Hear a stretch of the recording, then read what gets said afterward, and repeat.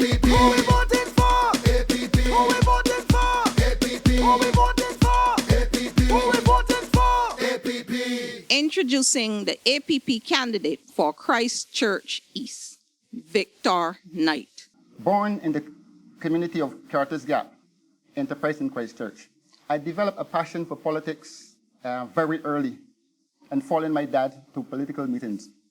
And I'm happy this time around to be given this opportunity to represent the constituency of Christchurch East.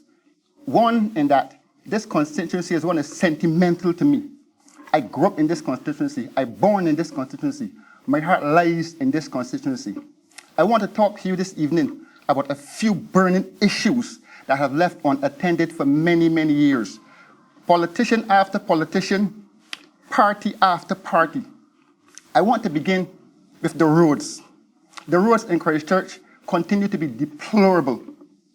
We have areas that are crucial, roads that link village to village, and are sometimes impassable, especially when it rains. We have people who traverse these roads on a day-to-day basis to their daily jobs without light. And what I would like to see, though, rather than going on about speaking the condition of the roads, is what I would like to see, what I would do to have these roads properly repaired. And not just the way we see roads repaired in these days, where somebody come around with some cover material and just throw it and tap it with a shovel twice.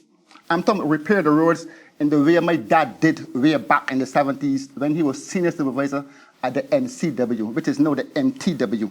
We're talking about putting a bonding agent, adding cover material, a thick cover material that encourages density to accommodate the size vehicles we have in these roads today.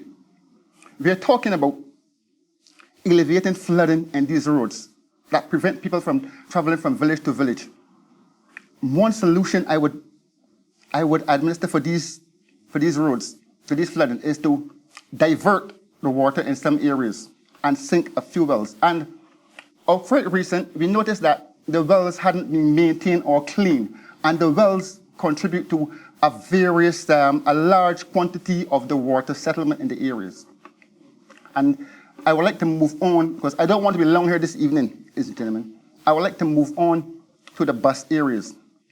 We have people who have to come off the bus and walk sometimes for a mile and late hours at night through the same deplorable roads without light, unlit areas. What we are talking about here is introducing a temporary or makeshift bus terminal at the Fairy Valley. The Fairy Valley is a village in my constituency where it's a forgotten village. You don't go to Fairy Valley except you're going there. It is way off in the back. So people in this area would get off in the Pilgrim Road area and walk that long road at the back of the airport, all the way up to Fairy Valley. That must end.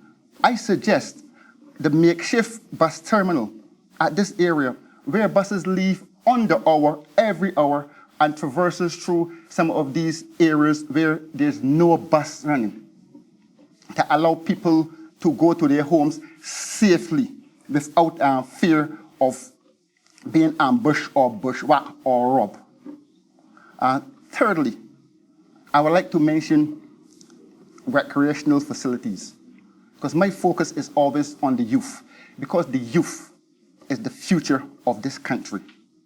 And we always say the devil find work for idle hands to do.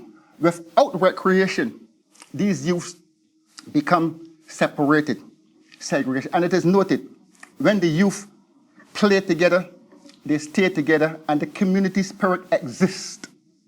When they don't play together, they obviously fight and shoot each other. And no need to mention that. We see with the gun violence and various war gangs around the entire country. So we need to put a stop to that, to develop some of the underutilized pavilions. We need to develop the pastures to bring back some of the playing areas we had in the past.